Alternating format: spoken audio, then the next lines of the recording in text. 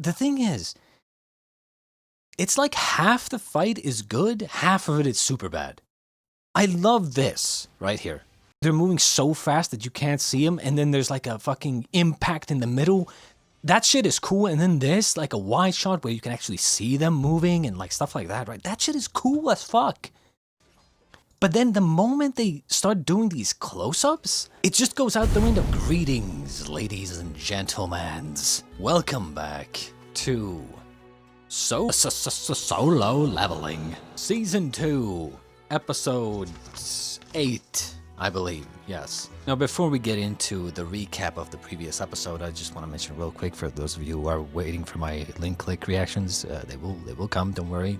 We'll be getting to it very soon. But for now, Solo Leveling. Previously, what happened in the last episode of Solo Leveling?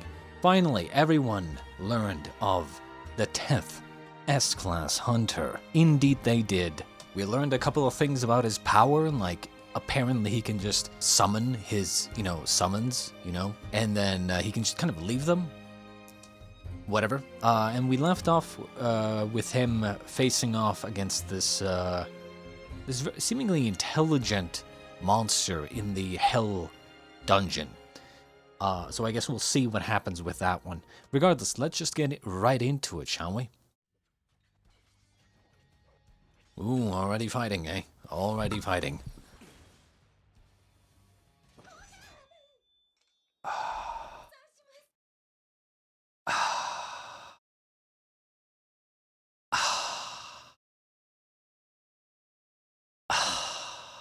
Okay, I'll give it a chance. Okay, I'll give it a chance. But if this turns out to be some sort of anime girl that joins his harem, let's just hope that it's not, okay? その声、お前まさか。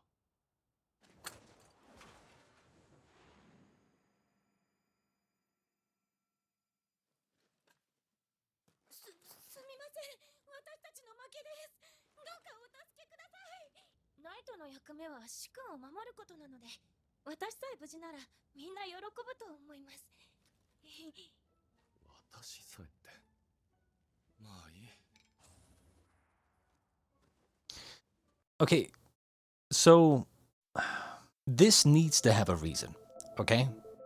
In the scope of the storyline, with all these dungeons and gates and powers and this seemingly weird shit that's going on with all these monsters having some sort of compelling rule that they have to follow that tells them to kill humans. This girl needs to have some sort of reason to exist. If she doesn't have a reason, like a very specific reason why she exists, then what you're saying now is that, oh, the demons aren't just, like, they don't just exist to kill humans, right? All of a sudden, the reason for these monsters to exist is something else other than killing humans, which previously it seemed to be that was the case, right? So what I'm trying to say is that this girl needs to have some sort of reason why she exists. I refuse to believe that she's just going to join this guy's harem or whatever and just, oh, it was just a monster that was intelligent and joined Jinwoo's side. It's like, no, just no, right? And the fact that he doesn't just kill her, I don't know.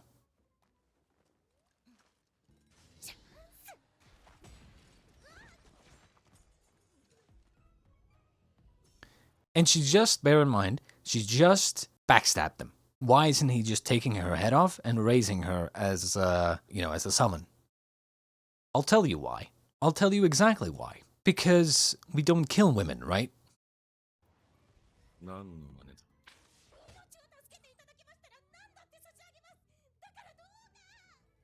Also, isn't he looking for some of those, like, I don't know, tickets to get to the next floor or whatever? But you can't check the loot of this girl without killing her, right? So what, he would have just let her live? What if she's the one who has the fucking ticket, the key to the next floor? Hello? Right? Like, hello? What? 相関侵入許可証入手できるか。許可証ならうちの一族で保管してますよ。私を生かしてくださいましたら差し上げます。上の許可証も全部どこにあるか把握してるんで、私とうちの一族の安全を保証してくださいましたら案内します。 Again, if you ensure the safety of me and my family, like, now there's families? Now the monsters have families? Like, what is going on? お前を信用していいんだろうか。もちろんです。私、嘘つきません。いいだろう。許可証さえ手に入れば危害は加えない。ところで、お前たちは何者だ？ At least he's asking. That's good. 私はラディール家の長女、エシルです。いや、Well, hang on. I was writing something down. いや、そういうことじゃなくてだな。バルカとは別の何かシステムに関する情報が得られるかと思ったが、お前たちの頭の中でも絶えず人間を殺す声が聞こえるのか。This... Thank you. Thank you. Thank you very much. This is exactly what I was saying, right? And I'm glad that... Like, and this is the type of shit that all anime should do. Is that if there's some sort of obvious fucking change in the rules or some sort of obvious difference in what's been happening previously, then the main character actually recognizes this and then calls it out and then questions everything. いえ、でも別の命令なら聞こえます。どんな？今いる場所を守れ。いつから？ここに来た時からです。 Came from where? 来た時から。その前はどこにいた？魔界です。それなのに、ある日気づいた The ら demon realm. 魔界では何をしていた？戦争の準備をしていました。戦争？誰と？悪魔たちを全員集めないといけないくらい強い敵と、その敵との戦争が起きそうな状況だったので、許可された情報量をオーバーしたため会話を遮断します。許可された情報量をオーバーしたため会話を遮断します。許可された What the Bruh. Dude, you know what this is reminding me of? This is reminding me of Attack on Titan a little.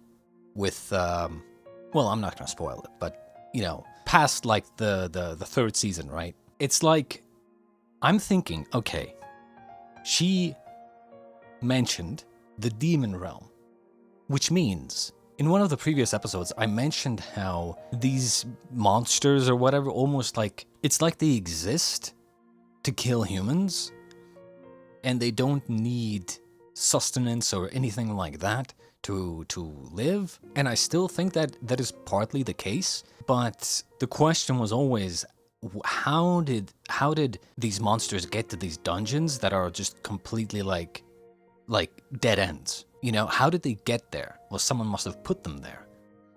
But where did they come from? Right? I assume that maybe whoever set this whole quote-unquote game up, that they just kind of created these monsters, or potentially, potentially created them.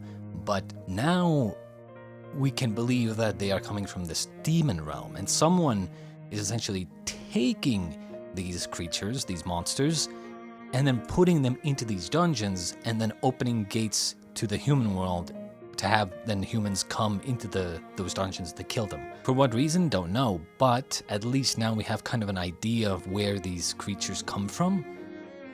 Because it makes sense that if there are portals from the human world going into these dungeons, right? It makes sense that someone could potentially open up a portal from, let's say, the demon world into these dungeons, and then putting, like, maybe mind controlling or brainwashing these demons, and then putting them into the dungeons themselves to wait for humans, or something along those lines. For what reason, don't know, but we'll just continue. こちらは今回 DFN の離島に上陸した羽あり型モンスターによる被害状況と討伐記録になります。民間人の被害者は294名。Jesus. ハンターの数は108名。 That's a lot of 戦 casualties. 死者は E 級4名、C 級1名、B 級1名。後ほど合流した A 級ハンターが決定的な一打を与え、駆除に成功したと。となると、羽ありのランクは A 級クラス。So this is one of the things, this is one of the things that I don't like that the show does. It's one of those things where an ability cannot just be classified with a rank. Let's say you have super strength and then you have super speed. Which one is stronger? Which one is better? Their ranking system works based off of some sort of like the amount of mana or like energy that they have, but that energy might not necessarily mean that their ability is good, or the other way around, where their ability might be very unique and specific, but they might not have a lot of energy. So it could, like, I feel like there could be like a C rank hunter or a C rank creature that has a very specific ability. They might not have a lot of energy and mana or whatever, but they have a very specific ability that acts maybe like maybe they can shoot out some sort of projectile that moves very fast, and with this projectile you could easily kill like an S rank or an A rank hunter because it's like a projectile. It's like shooting a gun, right? But they don't have a lot of energy, so they're classified as C rank. That you get what I'm saying, right? Like, you can't just be like, oh, because it took an A rank to kill it, it must be around A rank. I feel like the ant could have just had some very specific power or ability that only an A rank was able to counter. I wish they would like put more emphasis on like the abilities rather than the rank. もしアリたちがさらに飛行能力を獲得すれば、今度南端も上陸範囲に入る。急ぎ DFN に協力要請を。また近隣諸国にも警戒レベルを引き上げるよう通達。They still haven't done anything with this Jeju Island. Jeju Island. これよりハンター協会会長権限を持つ。I don't think we learned much. I don't think we learned much about this Jeju Island, except for the fact that I think like an S-class dungeon failed, and then when, you know, the dungeon fails, all the creatures in the dungeon come out to the real world around the gate, I think. And I guess they had to like abandon the island because the S-class monsters took them over.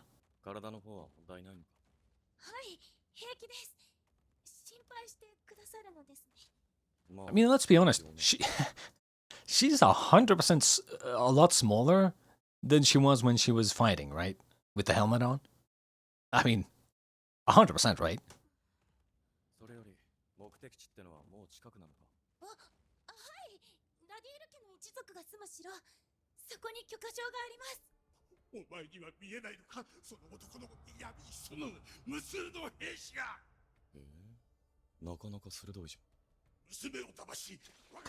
Count Vladiculus Dracula. 俺はこいつと約束した。侵入許可証さえもらえれば危害は加えないと。ボルカンやメトスが倒されたとは聞いていたが、そんな相手に我々が勝てようはずもないか。確かに受け取った。ならば、要件は済んだはずだ。早々に立ち去れ。それともう一つ。この子を借りていく。あ、いや、違う。道案内を頼みたいんだ。各界の許可証のありかを知っていると言っていた。I have questions. I have a lot of questions. This is... I don't know if I like it or not, but them... So, okay, before it was just monsters, right? It was just monsters, but now you're introducing this familial system to these monsters. It's not just monsters anymore. Now you have the demon realm, And in the demon realm, apparently, you have demons like this who have families. You have like whole families with fathers and daughters and whatever. Now you're essentially introducing that these demons are intelligent and have families. Now I don't know how far that goes entirely, right? There might be like a class system or whatever. Maybe the stronger demons are intelligent. Maybe some demons are intelligent. Maybe most of them are not, and the ones that are not follow the ones that are, or something like that. I don't know, but like, I'm not sure how I feel about this.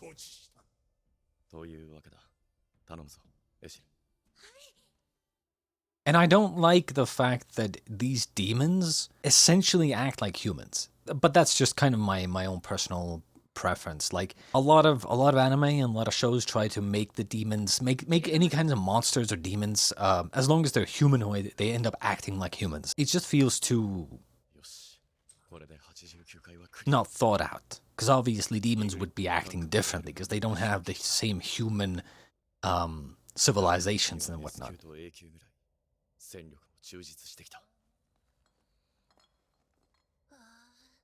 これでまた交渉用にと持ってきた贈答品が無駄になってしまいました。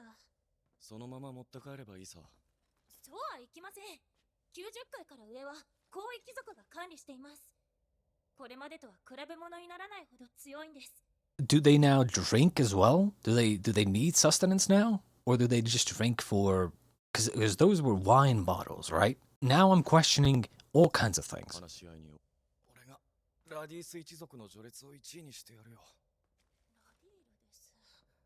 シュン様はどうしてうちの一族を生かしておいてくださったんですか？お前のことが気に入ったから。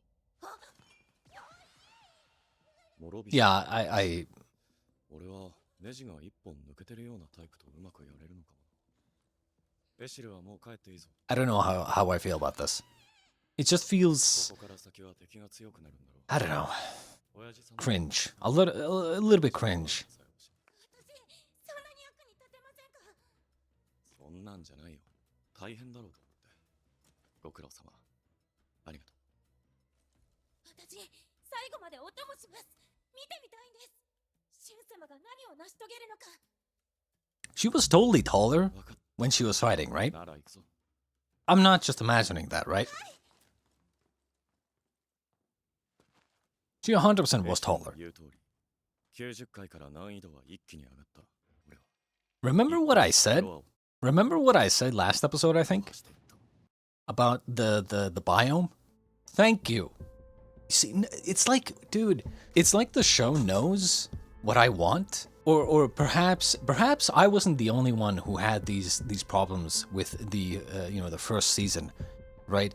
It's like when they were probably making the manhwa, and then people were having the exact same problems that I did with the holographic armor and the biome and like stuff like that. And the writer was like, okay, I'm gonna change things for this arc or for this volume or whatever they do with manhwa, right? It's like they're doing things and changing things exactly for the better, like I want, but at the same time, the problem ends up being that the writing has some genericness, if that's a word. It's a little bit generic in certain aspects, but it's still fine for now. レイド決行日は調整中です。ですが早期なのは間違いないでしょう。そして作戦内容を協議するため、今日にでも超大型ギルドのハンターがこちらへ来るそうです。ついに最上階か。でも誰もいませんね。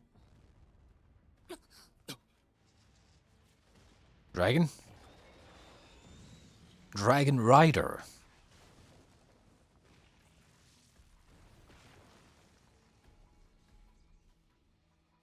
あれが悪魔たちの君主。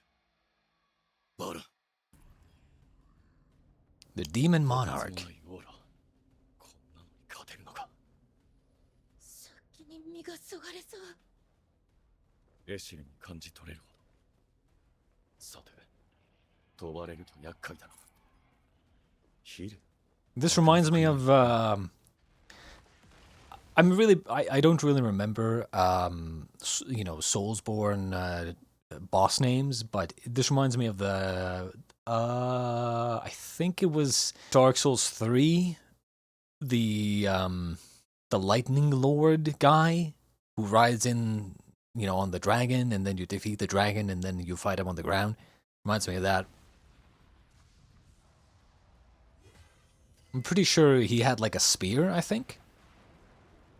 Or maybe was it like a greatsword? I don't remember. 相当な数だな。どうしたらいいの？神様！分かってる。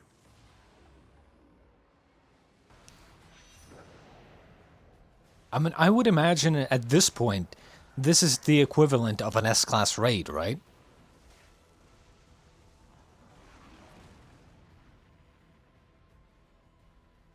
すごい。神様ってこんな戦い方もできたの？だけど、あのお方は悪魔王バラ、ここの支配者。神様は侵略者でしかない。排除すべき対象。私はどっちにつけばいいの？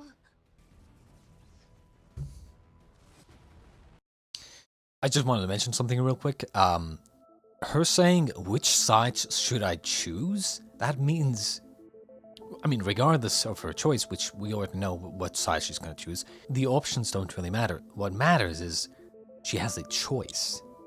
But it wasn't about having a choice before. Why does she have a choice? But most of the other monsters don't. Why is the demon monarch or whatever, the you know, the big ass boss here, why isn't he talking? Why doesn't he choose to potentially not fight, right? What is special about this girl other than the fact that she's a cute anime girl and going to be part of the harem? Why is she special? And then that other, you know, her father as well. Why can they choose to let him pass, but all these other monsters don't?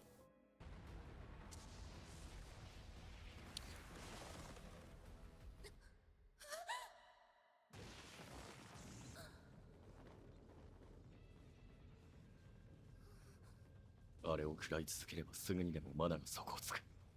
そうなる前に。Can he fly?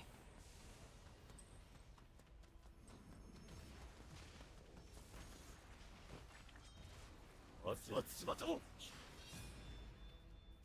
秘密が見破られた。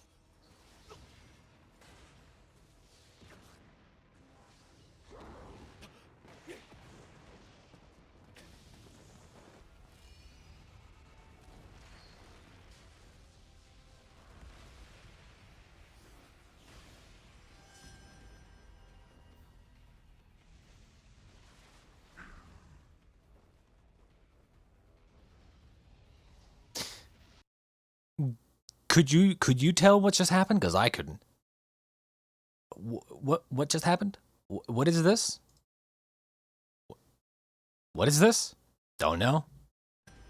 Don't know.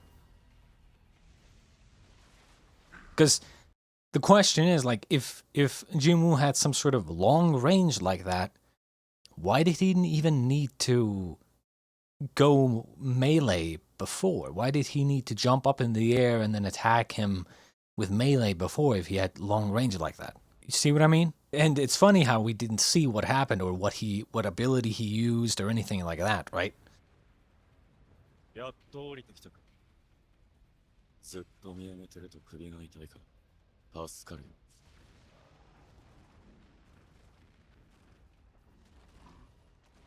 アリは孵化直後から急速に成長しますが、その寿命は1年程度。つまり、女王アリさえ倒せば、残党は1年後に自然消滅するというわけです。もう一つは、アリの行動パターン。過去3度あったレイドの戦闘記録から、アリがより強力な敵、強い魔力の方へと引き寄せられることが判明しました。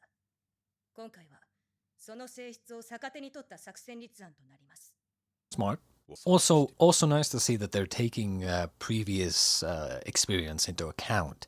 Because it is the 4th raid on the Juju Island, right? It's those small details that I like in shows and stories like this. The small details where characters actually like behave like real people would, especially if it's set in the modern day, right? It would make sense that people would actually take or make logical decisions.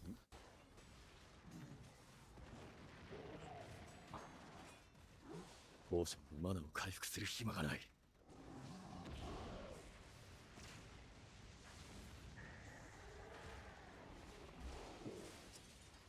Am I the only one who think that Igris or whatever is still the coolest? Like, in my opinion, Igris was much more intimidating than this guy, than this boss. 書籍が防がれた。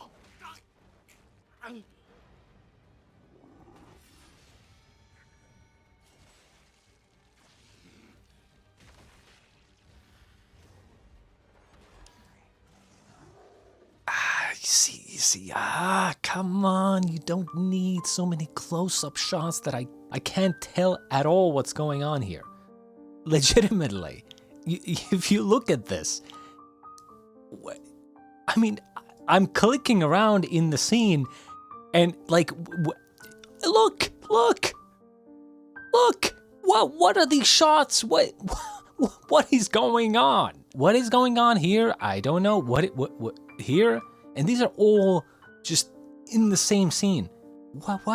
What is going on? Look at this, right?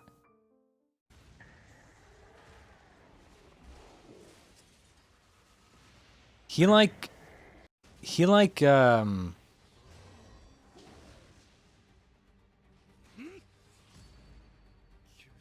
after this, right? Look at this. So he grabs him. This is great. We understand what's going on, right? He's grabbed him. Okay. What is that?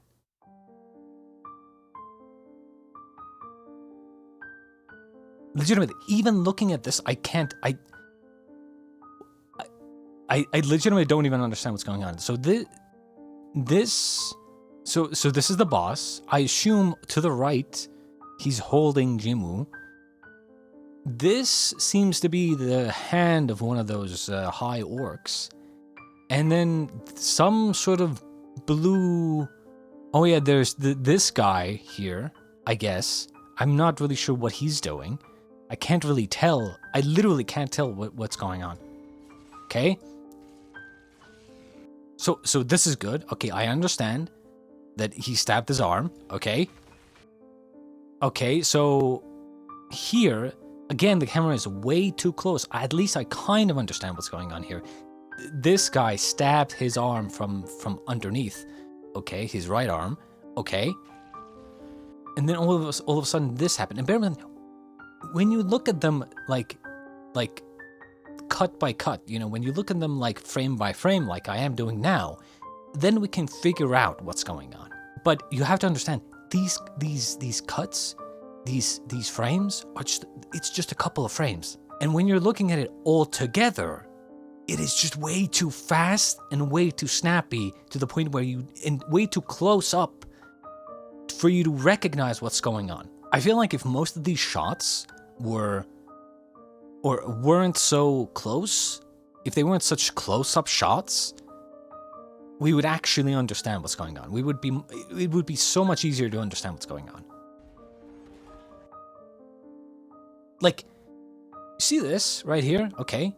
So this guy grabs him from the top. Instead of just having like one zoomed out shot of the big guy grabbing the top, and then these guys grabbing his middle, you know, his abs or whatever. Instead of having one wide shot of the entire body and all these all these summons holding him down, we have two close-up, zoomed-in shots of these summons holding him down. This matters. This 100% matters. What I think is going on here is that the manga panels, or manhwa or whatever, probably had one panel like this, and then another panel like this. And that's why it looks like this. But for anime, it's just not good. As I said, in this situation, you can just have one shot that's like 2 seconds, where you show that this monster holds him from the top, and this monster holds him from the bottom, and show it as one wide shot, instead of showing a bunch of these very close-up shots for half a second each. And like, what even is this? Okay, so we see his face, and then... Okay? Again, instead of doing whatever this was, right? You could have had, as I said, one wide shot of his entire body being held by this guy, and then the other summon, right? This summon, and then just had the camera fly up into the air like this, and everything would have been much clearer. You can do the exact same thing that they want to show. You can have the same result, just done better. That's what I'm trying to say. But when they have a lot of these close-up, zoomed in, like, shots of like 2 frames each, it's so bad and hard to understand. I just wish they would stop doing that. Like, otherwise, I'm loving the whole thing that's going on. Their biggest problem is that they think that faster motion is better. Like, I'm not gonna lie, I can't follow what's going on in this fight at all. It looks cool, but in reality, I can't tell what's going on.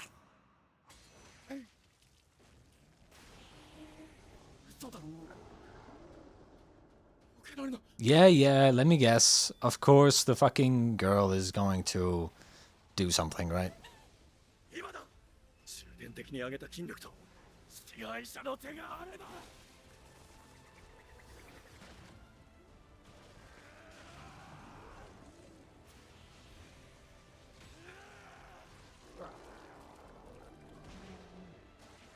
Again, I'm not really sure what happened there. They're just not making it clear.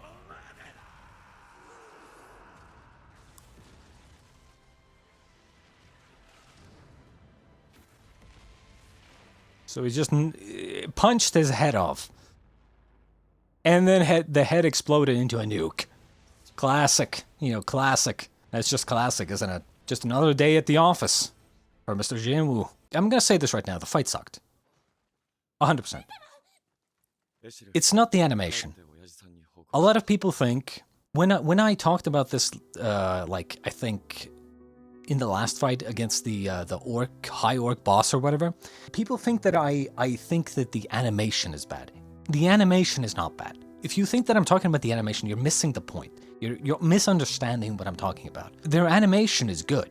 What I'm talking about is the fact that I cannot understand what's going on. It's the cinematography. They would rather have 3 shots of the camera that's like 1 or 2 frames each, that are close-up, zoomed-in shots that you can't understand what's going on, than have 1 shot that's zoomed out and actually shows what's going on and is longer than 2 frames, right? That's my problem. Apparently they think that the more camera shots they can fit into 1 second, the better it is. That's just not how, that's not good. That's just not good.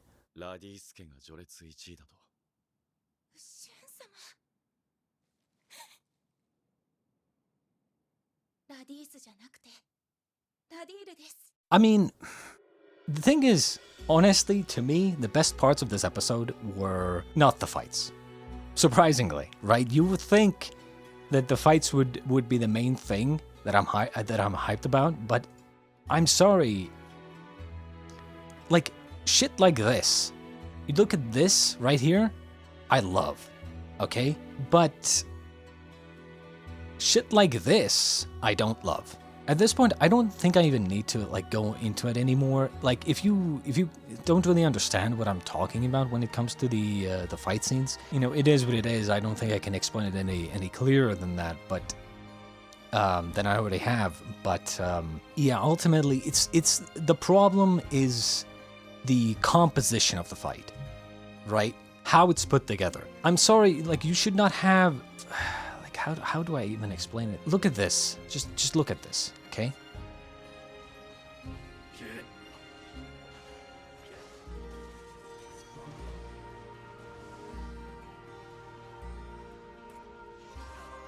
Okay, so what just happened there? Did you understand that? We saw, like, there was this moment, right? There was this moment, right? They're fighting. That's cool. We don't really need, in this situation, we don't really need to know what's going on. It's kind of a long-ass wide shot, right? Okay. Same. This is fine. Okay. But then some weird shit happened here, right? We went closer, and then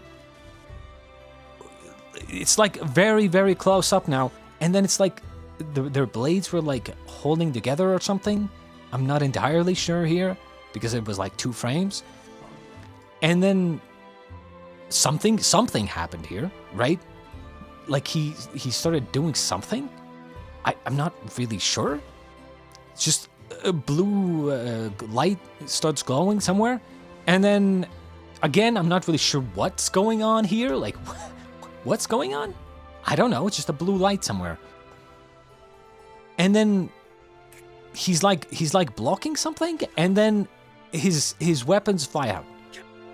Like, what actually happened? I don't know. Just some blue light came from somewhere and then knocked him off. Knocked his daggers out. Like, I don't know what happened. The thing is, it's like half the fight is good, half of it is super bad. I love this right here. They like disappear, and they're moving so fast that you can't see them, and then there's like a fucking impact in the middle. That shit is cool, and then this, like a wide shot where you can actually see them moving and like stuff like that, right? That shit is cool as fuck. But then the moment they start doing these close-ups, it just goes out the window. Like, in this situation, right? This is cool, and then you start kind of changing the camera angle to where, and then like, what even is going on here? Like, there's some sort of spin going on. He like jumps, and then all of a sudden you have this. What is this?